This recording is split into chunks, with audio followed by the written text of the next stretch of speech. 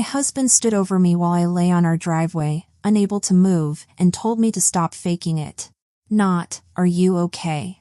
Not, "Somebody call 911. He looked down at me, crossed his arms, and told me I was making a scene.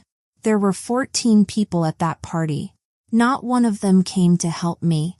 I didn't know it yet, but that moment, face down on hot concrete with brisket grease soaking into my hair, was the moment everything cracked open. What came next would change everything I thought I knew about my marriage, my health, and the man who'd been making my evening tea every single night for 5 months straight. But to understand what happened on that driveway, you have to go back. Because my body had been trying to warn me for months, and everyone in my life had been making sure I didn't listen. My name is Audrey Carter, 32 years old, billing coordinator for a chain of veterinary clinics in Covington, Kentucky. I spend my days making sure dog owners pay for their golden retrievers' dental cleanings, which costs more than my own last dental visit.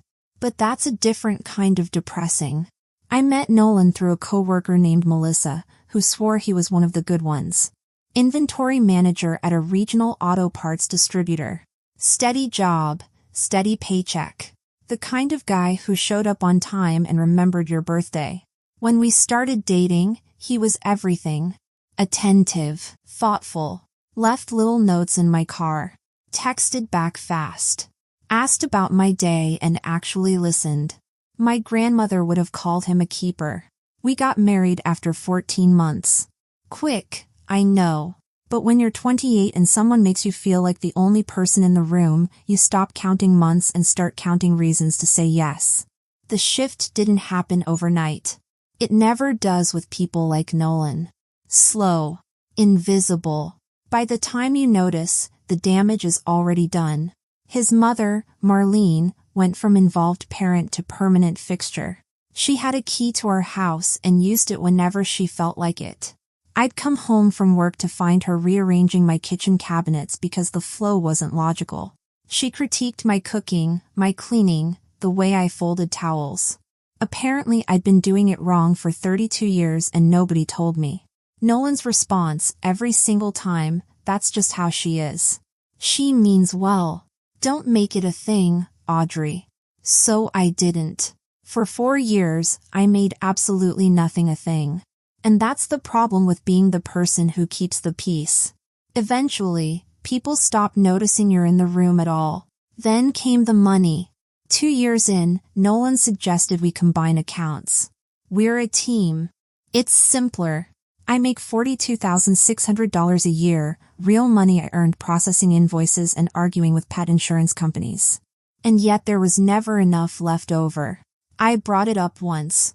Nolan told me I was bad with numbers. He said that to a billing coordinator. I let it go. I shouldn't have. 5 months before that driveway, my body started sending messages I couldn't explain.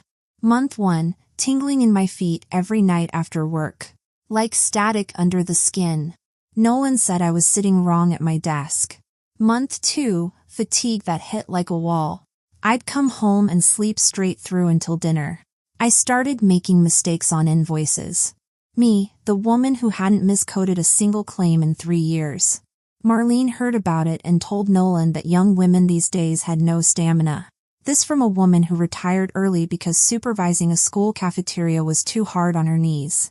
Month 3, my vision blurred at work. The screen went fuzzy for 40 seconds, then cleared. Scared, I tried to book a doctor's appointment, and that's when I found out Nolan had forgotten to add me to his health insurance after switching jobs 4 months earlier. He said he'd handle it. He never handled it. A wife without insurance is a wife without medical records. No paper trail. No proof of anything. Month 4, my legs buckled in the shower. I caught myself on the grab bar we'd installed for Marlene's visits. I told Nolan. He said I'd probably slipped on conditioner.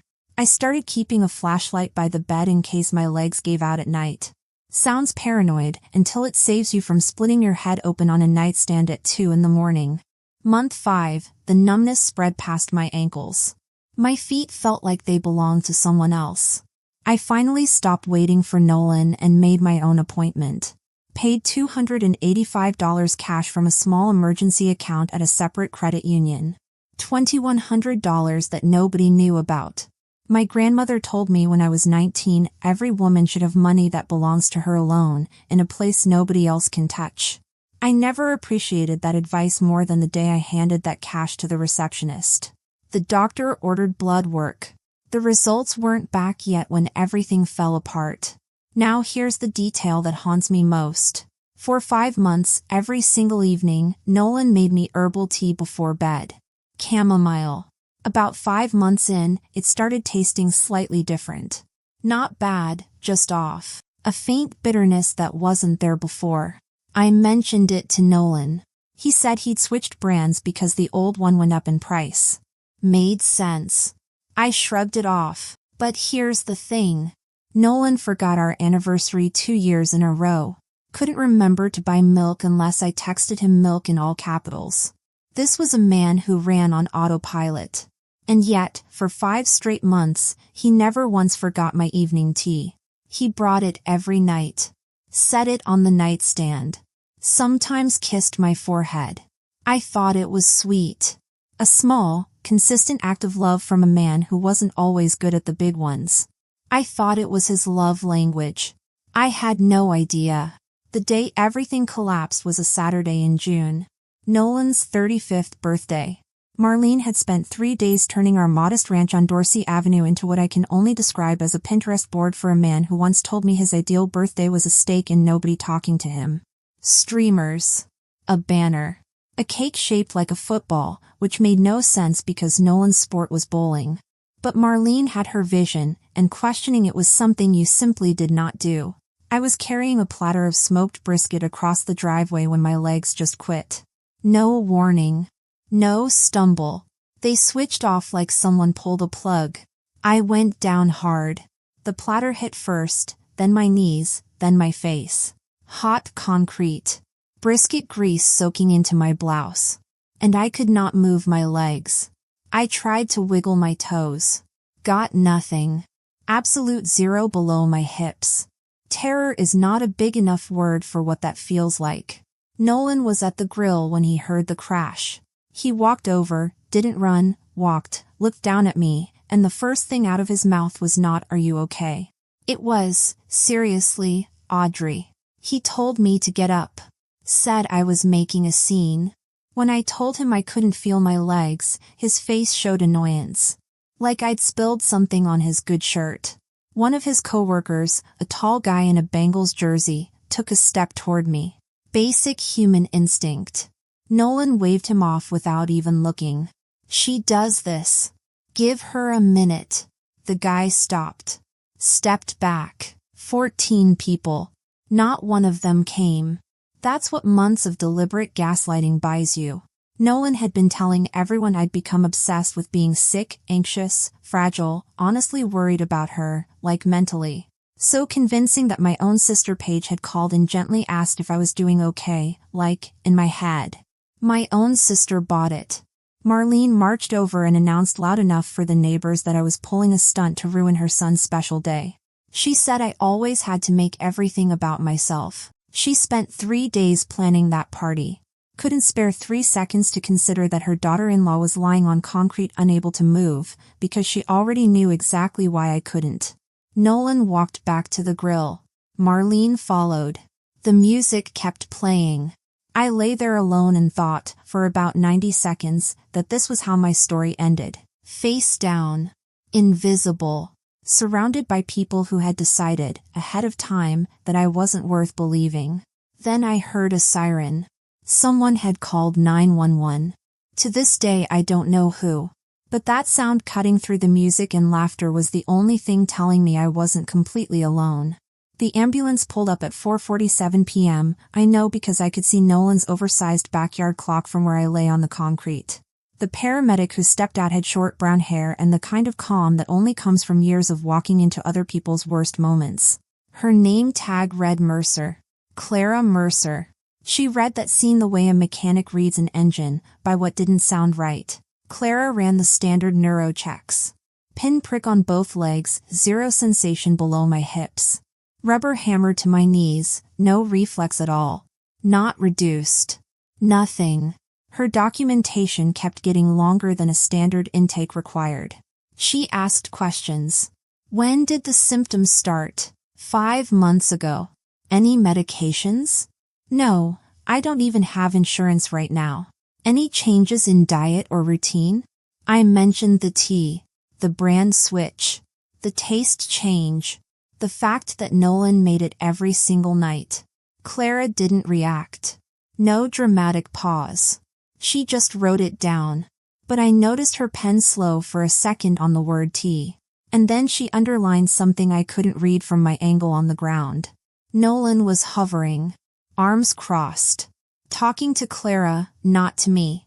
She's been like this for months. Probably stress. Can you check her anxiety? Performing. Helpful, concerned husband managing the situation. Clara asked him to step back. He didn't move. She asked again, calm, firm. Just the tone that says this is not a request. This is my driveway, Nolan said. She's my wife. She held his gaze for 2 seconds and repeated that she needed space to assess her patient. Here's what I didn't know until later. Clara wasn't just annoyed. She was cataloging him. In 14 years as a paramedic, she'd seen plenty of worried husbands. They pace, they ask about the hospital, they hold their wife's hand even when you tell them to move. They do not stand with arms crossed delivering a rehearsed history while their wife lies unable to feel her legs. Nolan wasn't acting like a man watching his wife suffer. He was acting like a man managing a narrative. She called dispatch. Requested police, family member interfering with patient care. Completely legitimate. Nolan heard the word police and stiffened. Clara played it cool. He backed off, thinking it was about being too close. It wasn't only about that. They loaded me into the ambulance. Nolan didn't ride with me. He had to take care of the guests. Marlene was already telling everyone I'd be fine by morning. I lay on that stretcher staring at the ceiling, and Clara said one thing that wasn't medical. You're not crazy. I want you to know that. I almost broke right there. At the hospital, the ER doctor listened to Clara's handoff notes with more attention than you'd expect for a leg numbness case. Because Clara had flagged something, progressive neurological symptoms matching a dietary timeline, combined with a spouse whose behavior was inconsistent with genuine concern. She recommended expanded toxicology. The doctor agreed. Full MRI of my spine. Comprehensive tox screen. The kind they don't run unless they're looking for something specific. Nolan showed up 3 hours later. Walked in, didn't ask what the doctor said, didn't ask if I was in pain, didn't look at a single monitor. He asked when I'd be released because the house was a mess and his mom was really upset. Then sat in the corner and checked his phone for 20 minutes. A nurse came in around 9. Do you feel safe at home? Standard question. She asked it slowly. Made eye contact. Waited. I said yes automatically. But the question sat in my chest like a stone that wouldn't dissolve. With nothing to do but stare at my phone, I logged into our joint account. That $1,200 labeled car repairs was still there. But now I noticed something I'd missed before, small ATM withdrawals, $60 at a time, from a machine in Florence, Kentucky. We don't live in Florence. We don't shop there. I don't know a single person in Florence. The withdrawals went back 4 months. Regular as rent.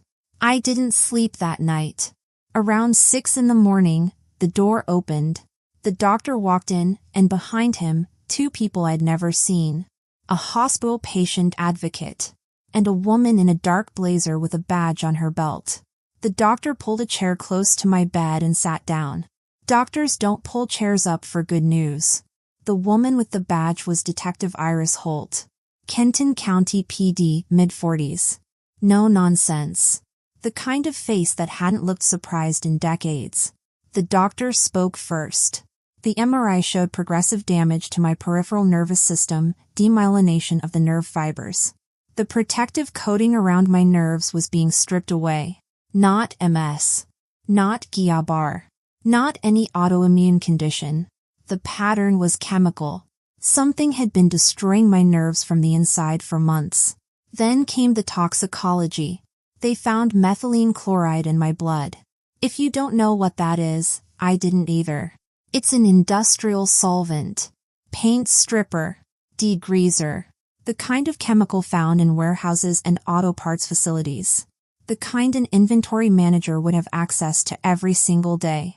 The levels weren't from a single accidental exposure. They were consistent with repeated small-dose ingestion over months. Someone had been feeding it to me. I didn't scream. I didn't cry. I went completely still. You know that moment when your brain receives information so far outside anything you've ever considered that it just freezes? That was me. Lying there unable to feel my feet, being told that the man who handed me tea every night had been slowly poisoning me. Detective Holt let the silence sit. Then she started asking questions. Methodical. No drama. When did the tea taste change? Who made it? What did Nolan do for work? When I said auto parts distributor, she wrote something down and underlined it twice. She asked about our finances. Marlene's role in our lives. Then, had Nolan taken out any insurance policies on me recently? I said I didn't know. Her expression told me she already suspected the answer. They got a search warrant for our house that same day. In Nolan's workshop, behind a shelf of paint cans and old bowling trophies, they found a half-empty container of industrial-grade methylene chloride. His employer confirmed he'd been signing it out for 6 months, consistently more than his role required. His supervisor never questioned it. Nolan had worked there 8 years and was considered reliable. That's the thing about trust. It's the perfect hiding place. That $7,400 credit card, the one Nolan called a bank error, traced to 2 things. First, monthly premiums on a $350,000 life insurance policy on me. Taken out 7 months ago. No medical exam required. My signature on the application was forged. Second, rent on a studio apartment in Florence, Kentucky. 340 square feet. Signed 5 months ago. Those ATM withdrawals I'd spotted, all within 2 blocks of that apartment. Nolan wasn't just trying to collect insurance money. He was building a whole separate life, ready to step into the moment I was gone. His grand escape plan was a sad studio with a view of a Jiffy Lube parking lot. The man genuinely lacked imagination. Then Detective Holt showed me Marlene's text messages. Individually, they looked like nothing. A mother checking on her son. But in context, they were devastating. She brought up the tea thing again at dinner. Heads up. She scheduled something with a doctor for Tuesday. The party's Saturday. She better not pull anything. Marlene wasn't just a difficult mother-in-law. She was surveillance. Monitoring my suspicions in real time and feeding Nolan information. She knew about the tea. She knew what was in it. That's the one that broke me. Not Nolan, I could almost file him under greed and cowardice. But Marlene was a 63-year-old woman. A mother. She stood over me on that driveway and accused me of faking, while she knew exactly why I couldn't move. She watched me deteriorate for 5 months and her only concern was that I might reach a doctor before it was too late. My sister Paige arrived that evening, eyes swollen from crying. She grabbed my hand and said she was sorry, for believing Nolan, for that phone call, for asking if I was okay in my head. I told her it wasn't her fault. When someone lies that well, the people who believe them aren't stupid. They're just human. Before Holt left that night, she paused at the door. One more thing. Marlene's first husband, Nolan's father. A man named Frank Langston, who died in March 2011 at age 49. Cause of death, progressive neurological failure of undetermined origin. Sick for 6 months before he died. Tingling. Fatigue. Loss of motor function. Case closed as natural causes. The symptoms on Frank's death certificate were almost identical to mine. Holt said she'd requested the old case file. Then she said goodnight.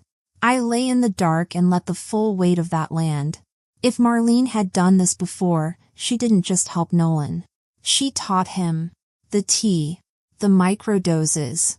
The patience. The gaslighting. The slow dismantling of someone's body while everyone around them was convinced she was just being dramatic. This wasn't a son's idea his mother assisted with. This was a mother's method, passed down like a recipe. It was 5:52 in the morning when 3 unmarked cars pulled onto Dorsey Avenue. Detective Holt rang the doorbell. Nolan opened it half asleep in gym shorts and a faded chili cook-off t-shirt. He saw the badge, and his face, Holt told me later, didn't show shock. It showed recognition. The look of a man who'd been waiting for a knock he hoped would never come. Arrested on charges of attempted murder by poisoning, insurance fraud, and forgery. He didn't scream. Didn't protest.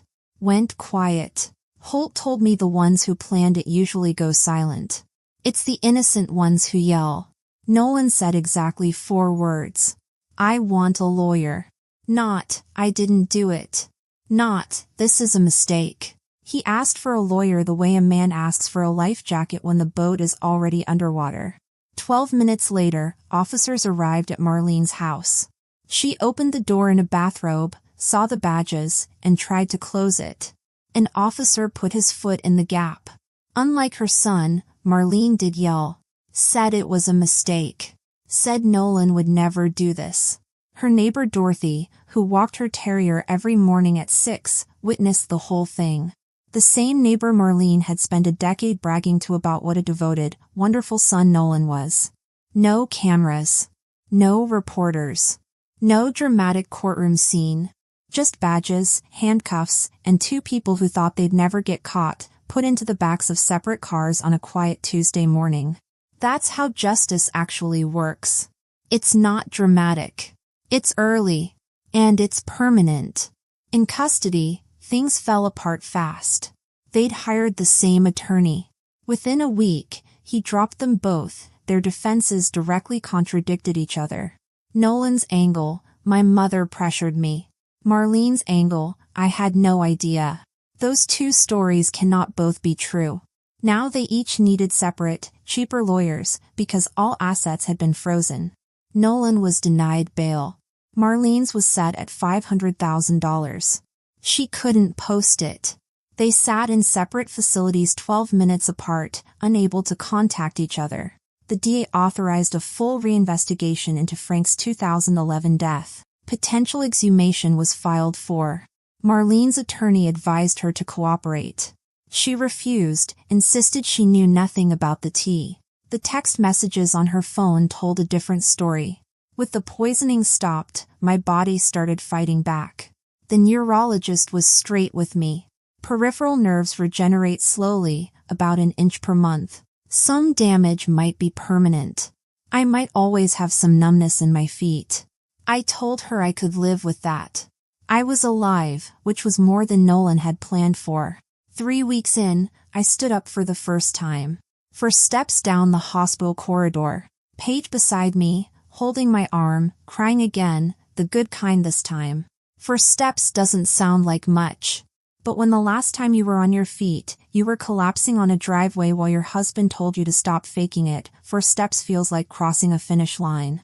Nolan faced attempted first-degree murder, assault, insurance fraud, and forgery. 15 to 25 years. His employer handed over 2 years of complete solvent records immediately.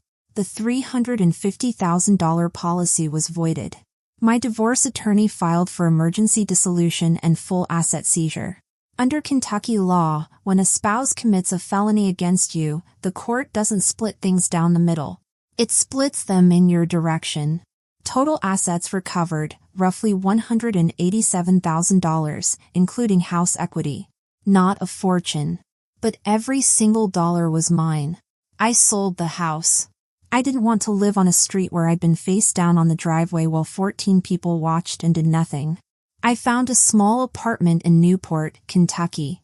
12 minutes from Paige. 1 bedroom, a kitchen with enough counter space to make my own tea, and a window that gets afternoon sun. Same job. Same commute. Same golden retriever dental claims. But I make my own tea now. And some nights I skip it entirely. Just because I can. I adopted a one-eyed cat from the clinic. Orange tabby, missing his left eye from an old infection. I named him Chance. He sits on my lap every evening, purring like a small engine, completely unbothered by his name or anything that happened before someone chose him.